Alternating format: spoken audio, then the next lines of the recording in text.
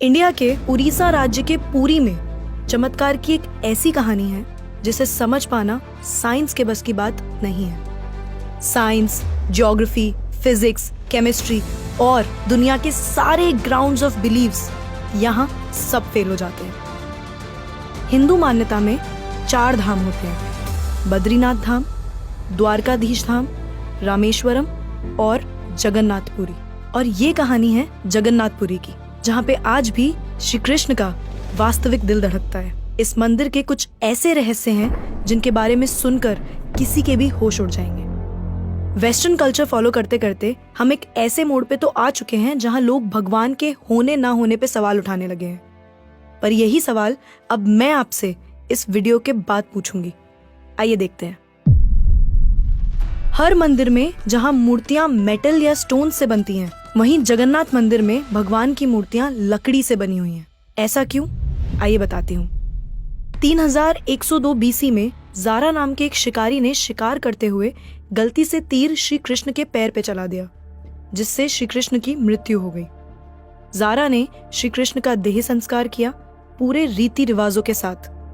पर जब उनकी चिता शांत हुई तो जारा ने देखा कि एक चमकने वाली मेटल की चीज अभी तक जली नहीं थी। जारा को ये समझ नहीं आया था कि ये है क्या, तो उसने उसे उठाया और उसे बेचने निकल गया। पर उसको खरीदना तो दूर, किसी ने उसे हाथ भी नहीं लगाया। फिर आखिरकार जारा ने हार थक कर उस मेटल की चीज को एक लकड़ी पर रखा और उसे पानी में बहा दिया।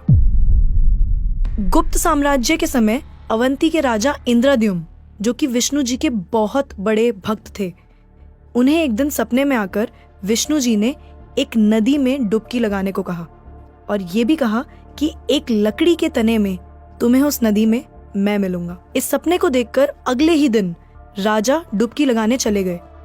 डुबकी लगाते वक्त राजा को नदी में थोड़ी ही दूर एक लकड़ी का तना भी दिखा। बिना देर किए राजा तने तक पहुंचे और उस तने को महल में ले आए।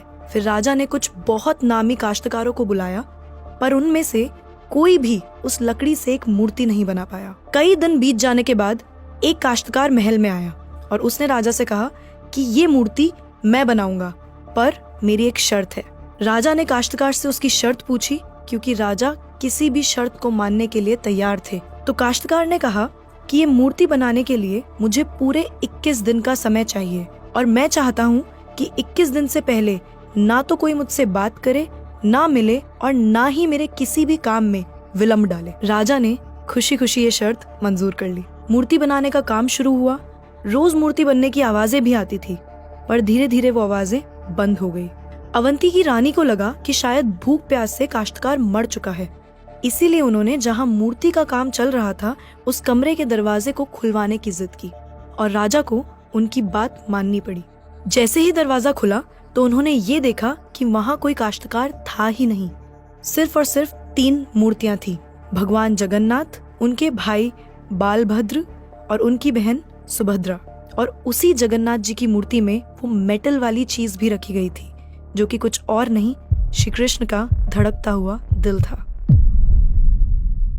ये कोई नॉर्मल ह्यूमन हार्ट नहीं है, ये एंशिएंट एडवांस टेक्नोलॉजी का क्लियर सबूत है। ये हार्ट एनर्जी ट्रांसमिट करता है और हम सब ने ये तो पढ़ा ही है that stones and metals are good conductors of electricity and wood is a bad conductor of electricity. इसीलिए idols in the Jagannath temple are made up of wood. सिर्फ यही नहीं, हर 12 साल में एक बार भगवान की नई मूर्ति स्थापित की जाती है और भगवान के दिल को उस मूर्ति में शिफ्ट किया जाता है। ये किया इसलिए जाता है क्योंकि जो energy transmitting device, if we talk scientifically, उस मूर्ति में होता है, वो इतनी एनर्जी ट्रांसमिट करता है that the wood gets depleted with time और इसीलिए उसे बदलने की जरूरत होती है। पर इसे बदलने का प्रोसेस भी इसी की तरह बहुत इंटरेस्टिंग है। हर 12 साल में एक दिन ऐसा होता है जिस दिन मंदिर में किसी को एंट्री नहीं मिलती। पूरी शहर की बिजली काट दी जाती है। मंदिर के मेन पंडित की आंखों पे पट्टी और हाथों में बड़े और मोटे ग्लव्स पहनाए जाते हैं और 100% अंधेरे में इस दिल को निकालकर नई मूर्ति में फिर से स्थापित किया जाता है। जिन पंडितों ने इतिहास में ये सेरेमनी करी है, उनका कहना है कि उन्होंने देखा तो कभी नहीं, पर इस चीज को, जिसे हम ब्रह्म पदार्थ भी बोलते हैं, इसे हाथों में पकड़ने पे ऐसा लगता है जैसे जिंदा खरगोश पकड़ लिया हो। माना ये भी जाता है कि अगर किसी ने ब्रह्म पदार्थ को देख लिया तो उसकी मौत उसी समय निश्चित है। इसीलिए बिना आंखों पे पट्टी लगाए किसी को भी ये सेरेमनी करने की परमिशन नहीं है। इस मंदिर के ऊपर एक झंडा है जो साइंटिफिक लॉ के बिल्कुल विपरीत चलता है। जैसे कि हमें पता है कि जिस डायरेक्शन में हवा चलती है पतंग भी उसी डायरेक्शन में उड़ती है और झंडा भी उसी डायरेक्शन में उड़ना चाहिए। पर जगन्नाथ मंदिर के इस झंडे की बात बिल्कुल अलग है। ये हमेशा हवा के ऑपोजिट डायरेक्शन में उड़ता है। क्यों और कैसे आज तक कोई समझ नहीं पाया। इस झंडे के साथ एक और खास बात है कि इसे रोज बदलना पड़ता है। इसीलिए मंदिर के पांडु 214 फीट ऊपर लगे इस झंडे को रोज चढ़कर बदलते हैं, क्योंकि कहा जाता है कि अगर किसी दिन ये झंडा नहीं बदला गया तो मंदिर 18 सालों के लिए बंद हो जाएगा। मंदिर में आए भक्तों के बीच रोज प्रसाद बांटा जाता है। उनके लिए वो प्रसाद बनाया जाता है और जगन्नाथ मंदिर में होने वाली हर चीज में कहीं ना कहीं भगवान की कोई ना कोई लीला छुपी है। मंदिर में रोज 500 लोगों के लिए प्रसाद बनता है और कभी कभी भक्तों की संख्या हजारों में भी चली जाती है। पर जगन्नाथ मंदिर में भक्तों के लिए प्रसाद कभी कम नहीं पड़ा। दिन भर मंदिर में प्रसाद बांटा जाता है, पर कहते हैं कि आज तक इस मंदिर में एक भी दाना प्रसाद ना कम पड़ा है और ना ही व्यर्थ गया है। पर ऐसा एस्टिमेशन इंसानों के लिए करना तो बहुत ही मुश्किल है। और ये बात यहीं खत्म नहीं होती। प्रसाद बंटने की मिस्ट्री तो है ही, उससे बड़ी मिस्ट्री है प्रसाद बनाने की। लकड़ी की आग पे 7 मिट्टी के बर्तनों को एक के ऊपर एक रखकर प्रसाद बनाया जाता है। साइंस और लॉजिक्स कहते हैं कि सबसे पहले सबसे नीचे वाले बर्तन का प्रसाद पकना चाहिए, पर पुरी के जगन्नाथ मंदिर में साइंस और लॉजिक्स नहीं चलते। इन 7 बर्तनों में सबसे पहले सबसे ऊपर रखे जाने वाले बर्तन का प्रसाद पकता है, फिर उससे नीचे वाले बर्तन का, और ऐसे ही सबसे नीचे रखे बर्तन का प्रसाद सबसे आखिरी में पक के तैयार होता है। हाँ, मुझे पता है आपको भी अभी कुछ नहीं समझ आ रहा होगा। इसे आज तक कोई नहीं समझ पाया।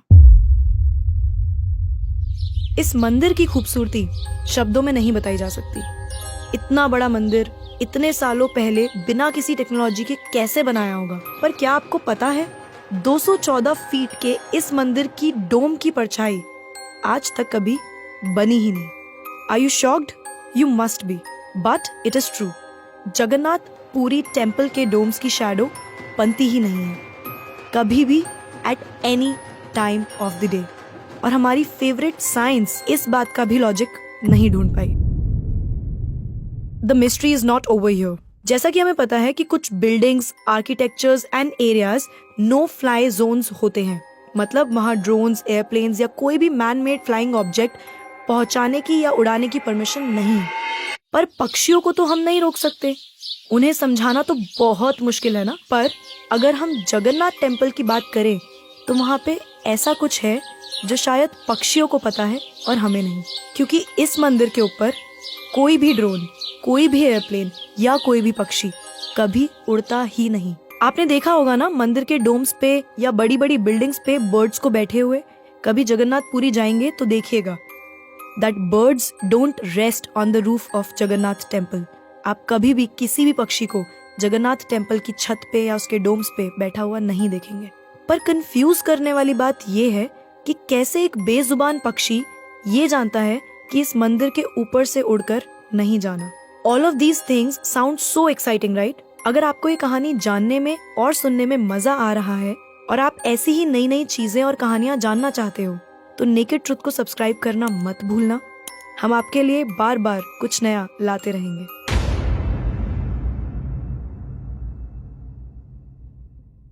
आइए फिर से चलते हैं जगन्नाथ मंदिर की मिस्ट्रीज की तरफ। सुदर्शन चक्र, ये नाम तो आपने सुना ही होगा।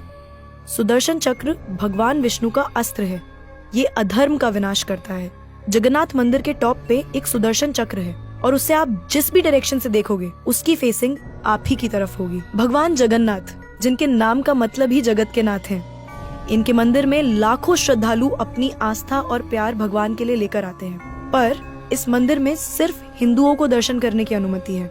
किसी भी और धर्म के इंसान को दर्शन बाहर से ही करवाए जाते हैं और दर्शन करवाकर भेज दिया जाता है। जैसे कि हमारी ex prime minister Indira Gandhi ji, वो भी जगन्नाथपुरी गई थी दर्शन करने, पर क्योंकि वो फारसी हैं और हिंदू नहीं, और उन्हें उनका सरनेम फिरोज गांधी से मिला है, इसीलिए इंदिरा गांधी को भी दर्शन करने की अनुमति नहीं दी गई।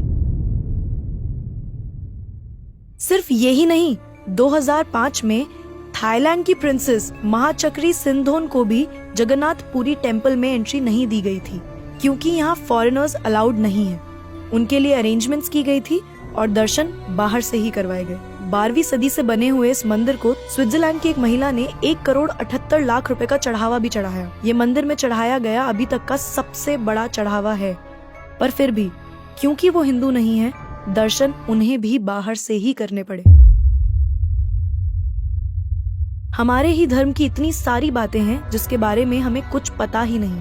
हम आंखें बंद करके किसी भी कल्चर को, किसी भी ट्रेंड को फॉलो करते जा रहे हैं।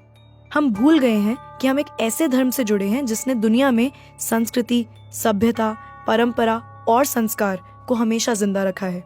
ये सनातन धर्म है और अब हमें धर्म को बचाना है। हर साल पुरी में जगन्नाथ जी की रथ यात्रा भी निकलती है। ये 9 दिन का त्योहार होता है जिसमें भगवान श्री जगन्नाथ, देवी सुभद्रा और भगवान बालभद्र को गर्भगृह से निकालकर रथ पर बिठाकर यात्रा करवाई जाती है। माना जाता है कि ये यात्रा इसलिए निकलती है क्योंकि भगवान इन 9 दिनों में प्रजा के बीच आकर प्रजा के सुख दुख को खुद देखते हैं, और इस यात्रा में लाखों करोड़ों भक्तों की भीड़ हर साल इस यात्रा का हिस्सा बनती है। जगन्नाथपुरी मंदिर की मिस्ट्रीज यहाँ खत्म नहीं होती। और भी बहुत सारी कहानियां हैं जो हम नहीं जानते, जैसे कि हर साल भगवान 15 दिन के लिए बीमार पड़ते हैं और भक्तों के लिए मंदिर में दर्शन बंद कर दिए जाते हैं, पर बहुत कम लोग जानते हैं कि ऐसा क्यों होता है। वी होप आपको ये वीडियो देखकर अच्छा लगा होगा। तो अब मैं आपसे पूछना चाहती हूँ, आपको क्या लगता है, भगवान सच में होते हैं